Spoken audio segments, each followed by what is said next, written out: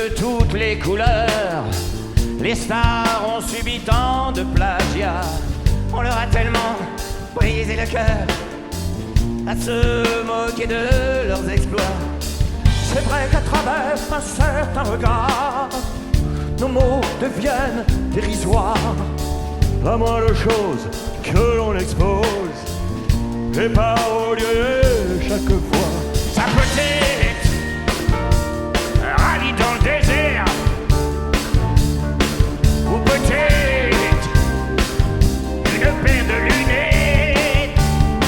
Oui, mais c'est la raison d'être à ces copieurs, ces persifleurs, ces moqueurs. C'est la raison d'être. Ah oui, c'est la raison d'être. Combien de temps, combien de temps? C'est la raison d'être.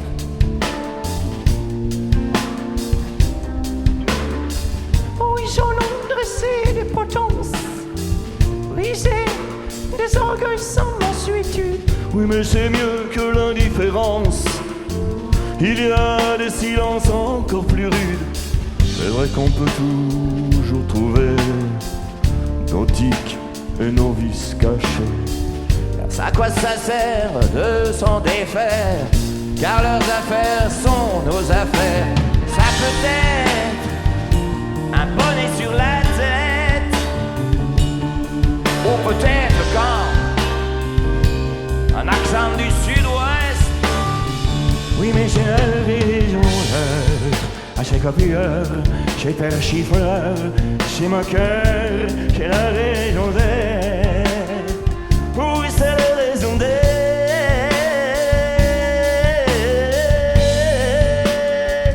C'est la raison d'être. Merci Faudel, on a bien compris que c'était leur raison d'être. Tso Kvorien, Tso Quinquin, Tso Bilout, leur raison d'être.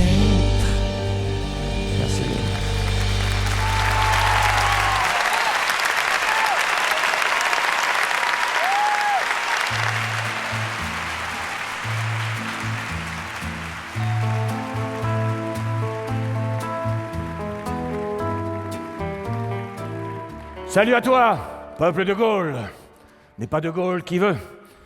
Et si de Gaulle a été une sorte de dictateur et de César contemporain, Alain Delon était le seul à pouvoir incarner le grand César au cinéma. En effet, Alain Delon ressemble autant à César que Simone Signoret ressemblait à une compression de César lorsqu'on lui a remis cette récompense. Même la vie d'Alain Delon est comparable en bien des points à celle du grand César. Comme César, sa vie amoureuse remplie et inspirée de nombreux films, notamment César et Rosalie, interprétés par un certain Yves Montand, obscur immigré italien. Comme César, Alain Delon a été poignardé dans le dos par son fils, Anthony Brutus, par un livre de confessions assassines. Même le guépard que caressait Alain Delon et que caressait César lui-même avait les traits d'Alain Delon dans le guépard de Visconti. Enfin, comme César, il a inspiré les plus belles représentations figuratives sculptées d'après les canons du corps d'Alain Delon, d'où l'expression Alain Delon est canon. Les cuisses d'Alain Delon n'ont-elles pas inspiré celles du sprinter Carl Lewis? Les mollets d'Alain Delon n'ont-ils pas servi de modèle à ceux de Nicolas Sarkozy? Seul le sexe d'Alain Delon ne figure dans aucune iconographie, car il n'existait pas de bloc de marbre assez grand dans tout l'Empire romain pour le représenter. Aucun bas-relief n'était assez protubérant pour le figurer. De nos jours encore, on le sait, la fusée Ariane n'a-t-elle pas été dessinée d'après le sexe d'Alain Delon? Il en est de même de l'Airbus A380, mais en érection cette fois-ci avec un peu de retard étant donné le poids de l'engin. Il était temps qu'Alain Delon revienne au cinéma, car le cinéma se mourait sans Alain Delon. Faut-il rappeler qu'Alain Delon a tourné avec les plus grands réalisateurs de l'Empire romain, les Visconti, les Antonioni, les Fellini, tandis que son ami Gérard Depardieu tournait avec les Barilla, les Fettuccini, les Spaghetti et les Fuselli. Mais avant de revenir sur le grand écran, Alain Delon a refusé de nombreux rôles. Il avait refusé le rôle de Pikachu dans Pokémon le film. Il avait refusé le rôle de la grue cendrée dans Le Peuple migrateur, celui du pingouin dans La Marche de l'Empereur, mais plus récemment, il a failli jouer au théâtre avec Lynn Renaud dans Le Bateau pour Lipaya. Mais on a dû renoncer car il a fallu vendre le bateau pour payer le cachet d'Alain Delon. Alain Delon reste donc César à vie et soucieux des préoccupations quotidiennes de ces sujets. Eh bien, il va faire un geste de soutien à ses amis écolos, le Hulot, la Bachelot, le Borloo, l'alcoolo. Oui. En effet, ce soir, Alain Delon va arrêter la clim. Vous êtes libre, je vous affranchis pour fêter la victoire de mon ami Barack Luther King en Amérique. Alain Delon ne s'arrêtera pas là, étant donné le formidable potentiel comique qu'on lui a découvert. Eh bien, il va interpréter désormais tous les rôles de son ami Louis, le Funès, le clown. Oui, il va interpréter le gendarme de Saint-Tropez qui deviendra le Delon de Saint-Tropez. Le Delon se marie, le Delon à New York, le Delon et les extraterrestres. Alain Delon va désormais se rhabiller car il redoute que sa présence de demi-dieu à demi-nu dans cet amphithéâtre ne provoque dans l'assistance masculine comme féminine un véritable orgasme collectif. Il se retire donc et vous laisse avec les jeux du cirque de son ami Bertrand Duss et la techno-parade.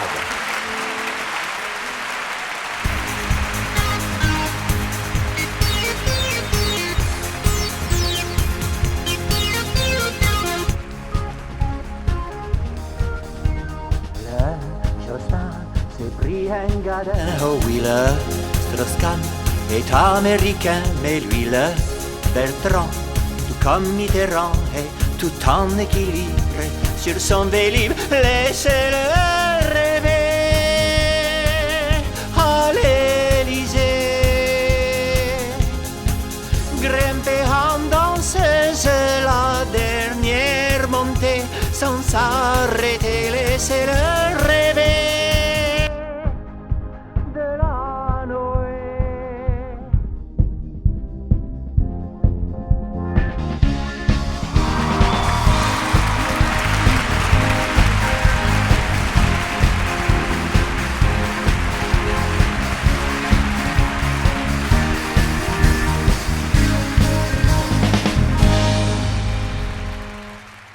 Alors, il n'y a pas de borne Vélib? Qu'est-ce que c'est que ce cirque? Est-ce que Martine Aubry peut venir faire la borne? Elle n'est pas là, la moule frite? Ah. Après ça, on va dire qu'il n'y a pas d'entraide au Parti Socialiste. Vive le braquet libre! Ça va? Vous êtes venu facilement? Avouez qu'il fait quand même un temps super pour faire du vélo dans Paris, non? Ah bah oui, évidemment, il y a toujours des esprits grincheux pour se plaindre. Ça roule mal, boulevard des filles du Calvaire. Bah, c'est quand même pas moi qui ai inventé le nom. Le Calvaire, il date pas d'hier. Faut quand même reconnaître qu'avec mes vélib et mes couloirs pour Char-Fleury et autres technoparades, j'ai drôlement amélioré la vie des Parisiens. Les émissions de CO2 ont été réduites de moitié au moins. Quant au trafic, n'en parlons pas. Dans certaines rues, il est même carrément stoppé. Aujourd'hui, grâce à moi, dans la plupart des quartiers, on va plus vite à pied qu'en voiture. Et mon programme pour 2012, et même au-delà de 2012, c'est de rendre Paris entièrement pédestre. Ne me remerciez pas, vous m'avez élu pour ça. Alors bien sûr, il y a encore des imbéciles homophobes qui prétendent que j'avais été élu en 2001 grâce aux voies PD du Maréchaux. En tout cas, ce qui est sûr, c'est que j'ai été réélu grâce aux voies ferrées des Maréchaux. Et tout le monde en veut maintenant de mon tramway nommé Désir. Et de la Noé, c'est pas Brando. Moi, je suis plus techno que tango, comme je suis plus Sarko que Sego. Alors, comme chacun ses compétences, je pourrais très bien, moi aussi, devenir le président de tous les Français. Comme Ségolène pourrait devenir, si elle y arrive, la présidente de toutes les Françaises. Elle a encore des chances, la folle dingue, la preuve. Elle peut se refaire. Aux dernières élections, elle s'était déjà fait refaire entièrement. Et sa bravitude peut payer à la longue, si elle tombe pas dans la conneritude. Et puis, c'est pas seulement de visage qu'il faut qu'elle change, c'est aussi de nom. Parce que Royal, pour une socialiste, ça va pas le faire. Avec un nom de couscous, faut pas s'étonner si après ça, on va dire qu'elle fait boulette sur boulette, et qu'elle pédale dans la semoule. Bon, on n'en est pas encore là en 2012. Et pour l'instant, je me préoccupe entièrement des Parisiens. Je reste à leur écoute. Voilà. Avec les oreilles que j'ai, c'est pas difficile. Et j'ai encore plein d'idées pour améliorer la vie des Parisiens. Après les bornes Vélib, je propose les bornes Culib. Je m'explique. Imaginez que vous vouliez vous rendre à un dîner à l'autre bout de Paris et que par un fait exceptionnel, vous soyez bloqué dans la circulation. Ça peut arriver, me remerciez pas, vous m'avez élu pour ça. Bref, vous n'avez pas le temps de récupérer votre conjoint, votre femme ou votre mari, vous allez à une borne Culib, vous prenez une carte homme-femme courte durée, hein, vous retirez votre partenaire, vous prenez un Vélib à la première borne et vous êtes à l'heure à votre dîner. Et quand vous partez de chez eux, vous raccrochez, vous attendez le bip et le tour est joué. Avec Culib, plus personne ne passe la soirée seul. Et des idées de génie, j'en ai encore plein comme ça. C'est quand même moi qui ai fait Paris-Plage, hein.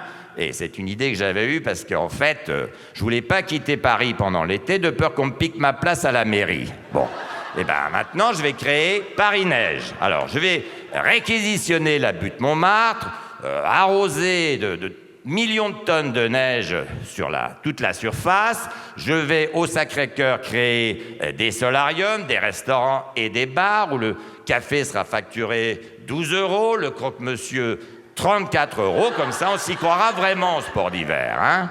En plus, j'embauche des Savoyards bien rustres, pas agréables avec les Parisiens, pour qu'on se croie vraiment dans l'ambiance sport d'hiver. Puis il y aura bien entendu les télécabines, les télésièges et les tire-fesses. Il en faut des tire-fesses, me remerciez pas, vous m'avez élu pour ça, hein. Quoi ? Qu'est-ce que c'est que cet esprit mal tourné? C'est important, les tire-fesses. C'est quand même incroyable, ça, hein. Je peux plus rien faire à Paris sans que les mauvais esprits aient une arrière-pensée. Hein? J'en ai marre des colibets. Hein? Ça a commencé avec le trou des Halles. Comme j'étais pas content de la manière dont il avait été bouché, on m'a mis une nouvelle affaire du trou sur le dos. Ne parlons pas de l'érection des tours en périphérie. Qu'est-ce que j'ai entendu? Quand j'illuminais la tour Eiffel avec des jolies couleurs fluo, on me disait « La tour est folle ». Oui, c'est celui qui dit qui y est. Voilà.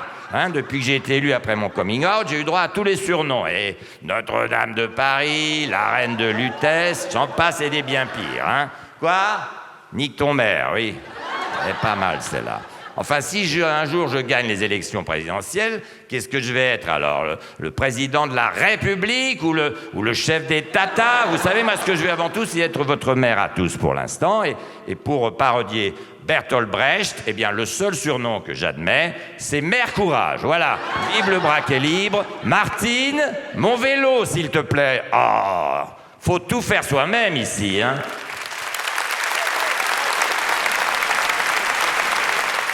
Demain, nous allons peut-être vivre plus longtemps, mais des questions se posent.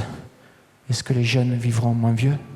Est-ce que les jeunes resteront jeunes plus longtemps? Est-ce que l'avenir leur apportera demain le même futur? Est-ce que le futur antérieur est mieux que le passé simple? Est-ce que, si le présent est imparfait, l'avenir peut être plus que parfait? Non, mais j'ai jamais rien compris à la grammaire française. Je préfère ma mémé d'Algérie. Merci Zizoum, madame, monsieur, bonsoir. Eh bien, aujourd'hui, 14 novembre 2008, on est toujours sans nouvelles du journaliste Patrick Poivre d'Arvor, enlevé des studios de TF1 le 10 juillet dernier. Ce journaliste très compétent était aussi le présentateur d'émissions littéraires à succès qui rassemblait sur son plateau plus de journalistes, d'invités et de techniciens que de téléspectateurs devant le poste. La très grande popularité de son Madame, Monsieur, bonsoir n'avait d'égal que celle d'un bonjour d'Yves Morosi, d'un bonsoir de Frédéric Mitterrand ou bien d'un bon dimanche de Jacques Martin, dont la célèbre école des fans nous a permis d'applaudir pendant de longues années plus d'un petit morveux. Bonjour, comment tu t'appelles? Je m'appelle Nicolas. Ça alors, comme le petit Nicolas de la BD? Non, comme le grand Nicolas, star de toutes les Russies. Alors d'abord, on dit pas star, on dit tsar. Oui, moi j'espère bien un jour être une star en Russie. Hein? Alors dis-moi, tu l'aimes bien Mireille Mathieu? Tu la trouves jolie? J'en ai rien à foutre de Mireille Mathieu. Je suis là pour passer à la télé et finir premier à ton jeu débile. Les enfants sont terribles. Tu sais, Nicolas, le règlement de l'école des ânes, c'est que tout le monde a 10 à la fin. Oui, et ben moi j'espère bien avoir un 20 parce que je veux travailler plus pour gagner plus. Hein? Quelle ambition! Alors, Nicolas, avec qui tu es venu? Je suis venu tout seul, mais j'espère bien repartir avec ta femme. Les enfants sont culottés, hein? Alors la longévité de notre ami Jacques Martin a fait rêver bien des vedettes du petit écran, tout comme celle de Patrick Sébastien, qui, à travers ses contorsions de petits bonhommes en mousse, a pu naturellement prolonger ses émissions à travers tous les régimes, jusqu'à cette nouvelle émission du samedi soir qui nous présente maintenant les années formolles. Patrick Sébastien.